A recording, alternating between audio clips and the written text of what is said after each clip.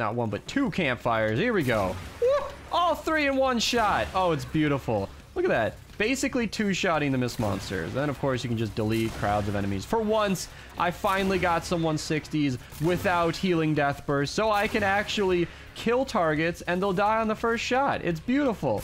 Look at that. They're not healing each other. I love to see it. And an entire encampment destroyed just like it was nothing. Okay, this is going to be one of the more fun 160s I think I've recorded to date. So currently we are in the Hexylvania season. So we've got the dungeons available. We got the Hexylvania zone. It's spooky Halloween season in September already. And if you go to the collection book, you'll note that in the Fortnite section, we have the jack-o'-lantern. It's available to be put in the book, but you can't research it with a voucher. There's only one way to get it, and backing out too far is how you do it. You go to, not the personnel, but you go to the event people, then you go to the, let's see, the costume party attendees, and only if you can get all 3 of the legendary Spooktober, whatever, characters, can you get 1 jack-o'-lantern. So if you're somebody like me who missed the research in like 2018 or 2017, you can only get 1 jack-o'-lantern copy, which is available by opening up the Fortnite llamas. So if you guys want to go ahead and run dungeons lots of times, get all the tickets, you can open as many of these llamas as you can until November 10th, I believe the season ends. And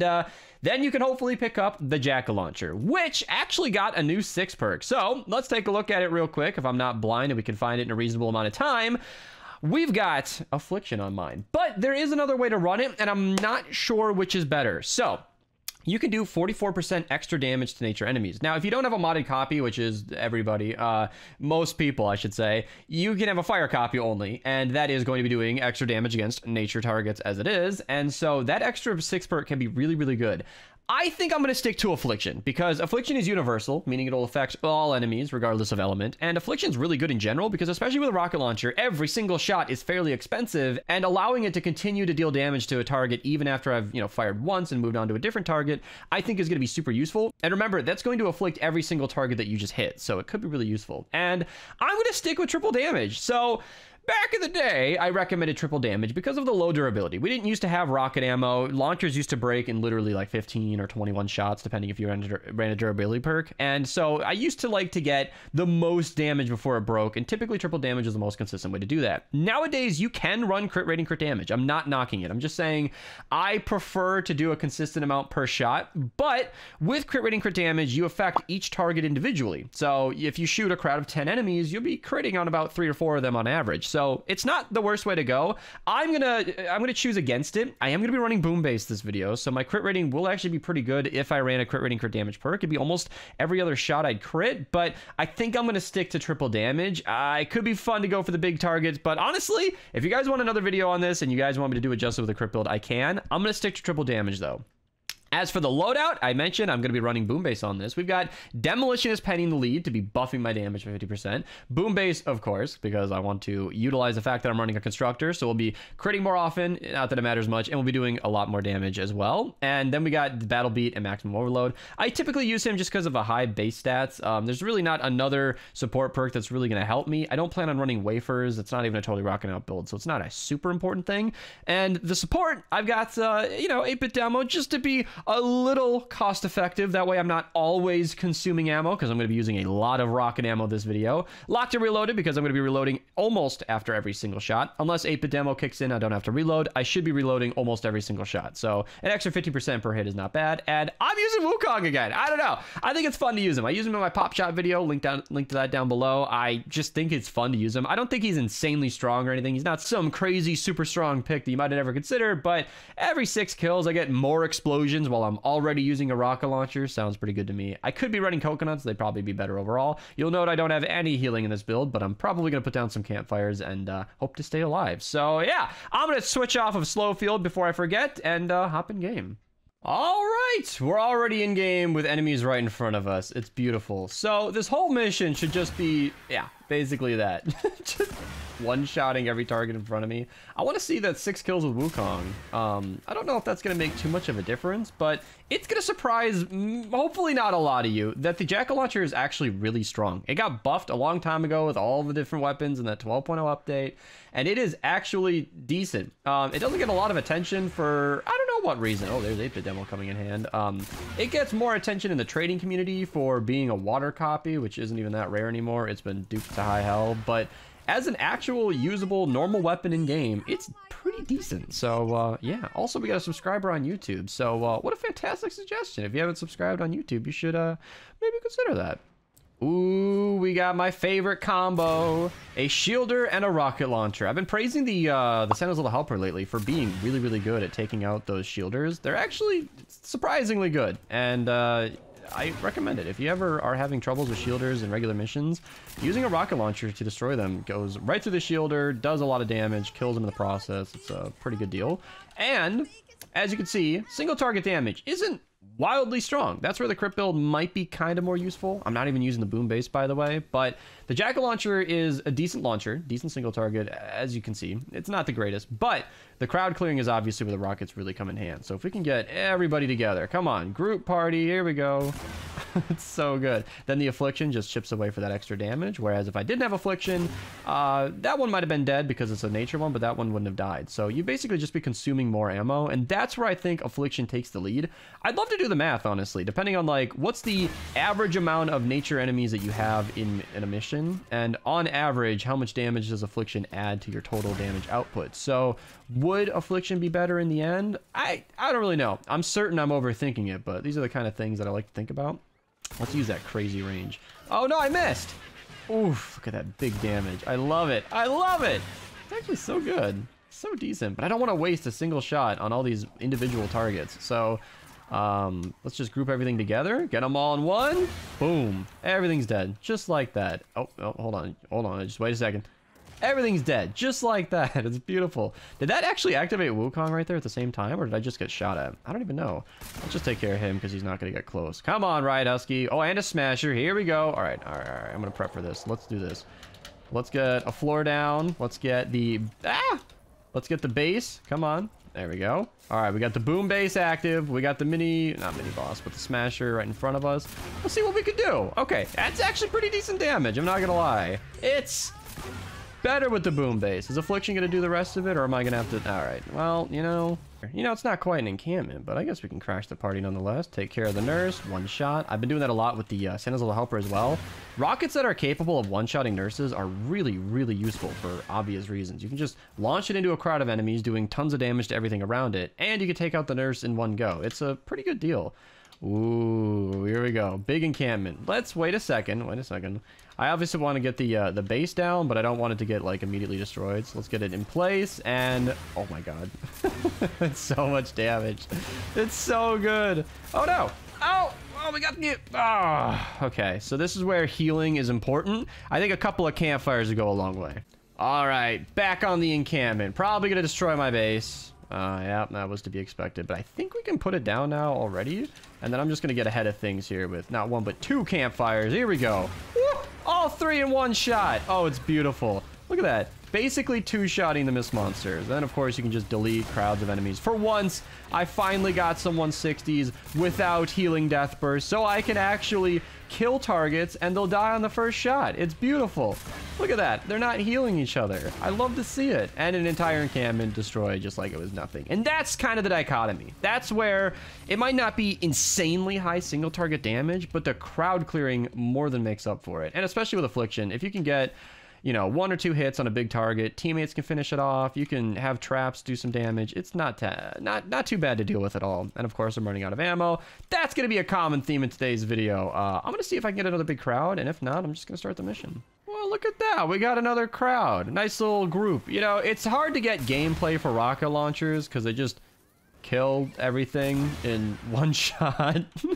This used to be a problem for my best perks videos, where I'd love to get background gameplay and make the video a little bit more interesting to watch, but then what ends up happening is with a good enough weapon, you just kill everything right away, and there's really not much to show. So it's a good problem to have when a weapon is so strong that you can't get a decent amount of footage time because everything is just immediately dead. So I guess we'll just get to the defense here and see how it performs against 250 power level zombies instead of 160.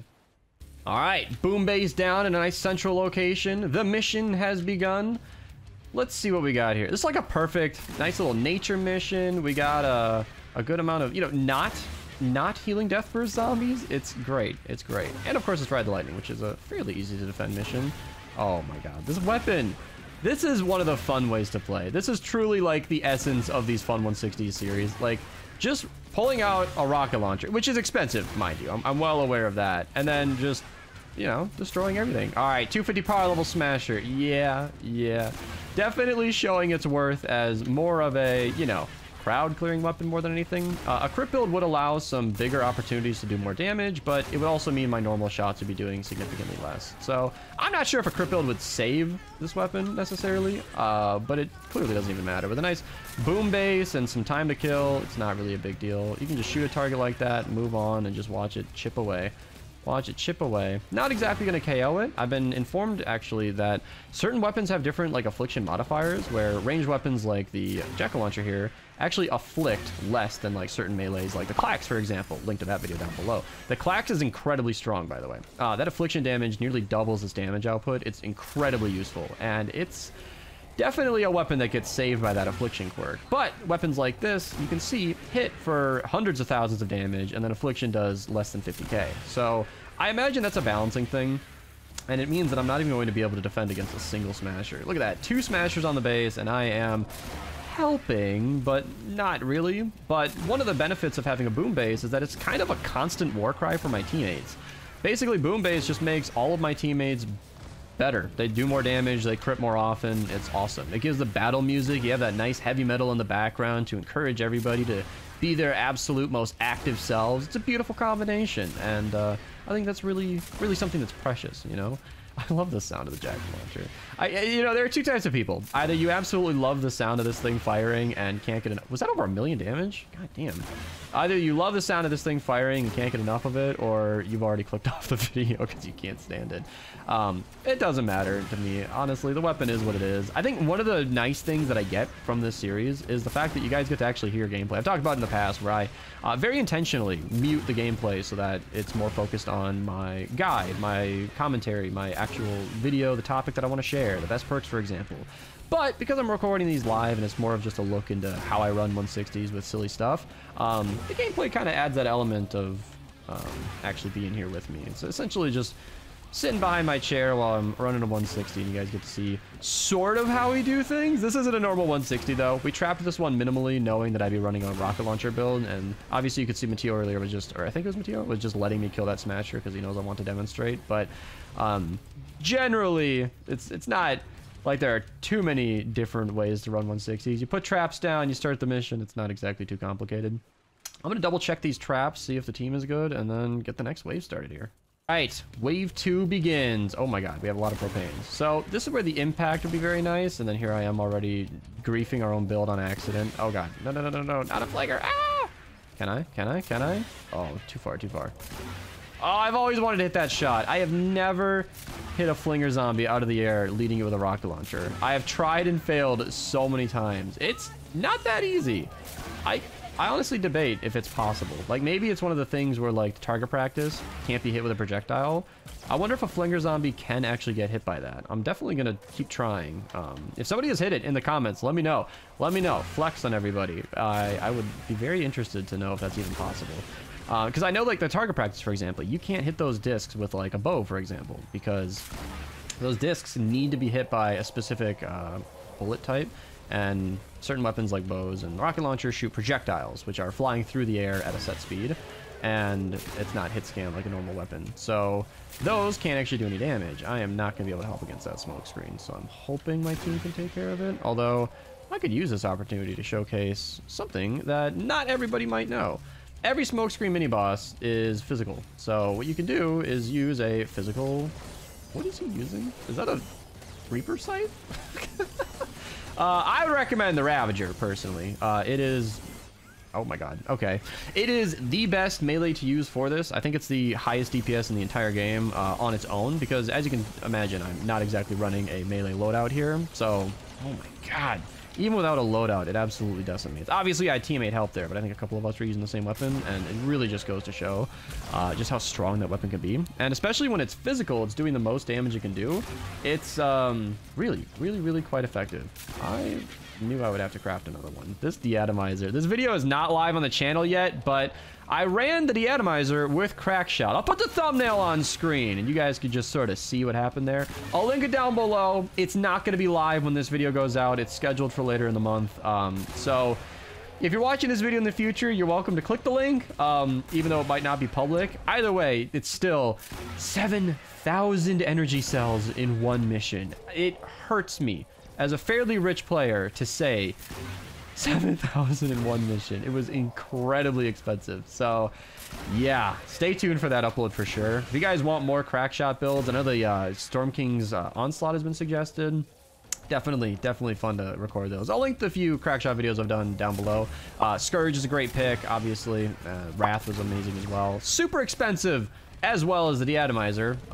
Less expensive the deatomizer, but still a real hurtin' on the energy cell situation. But definitely a fun build no matter what. These videos are made for entertainment purposes. I'm just trying to enjoy the game and make some fun videos in the process. So yeah, if you guys want to watch me suffer, those are great videos to watch. Although in a loadout that expensive, they're dealing significantly high damage amounts. So it's not exactly a waste of energy cells, in my opinion. You're still absolutely annihilating the enemies, and it's an extremely satisfying way to play. Just like running with a jack-o'-lantern. You know, I am burning through ammo here, but essentially one-shotting every non-mist monster, which is a beautiful sight. I've been greatly enjoying this, and yeah. Hopefully, if you guys enjoyed, you guys can, you know, like the video, comment what you thought down below, recommend future uploads. I have more video. Oh, let's see if we can hit it. More videos for this series planned and scheduled than I could record in a reasonable amount of time.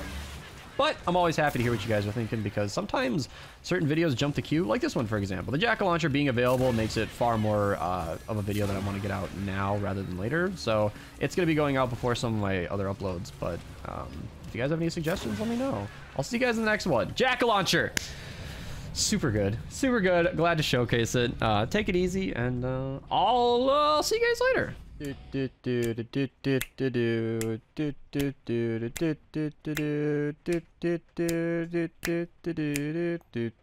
And then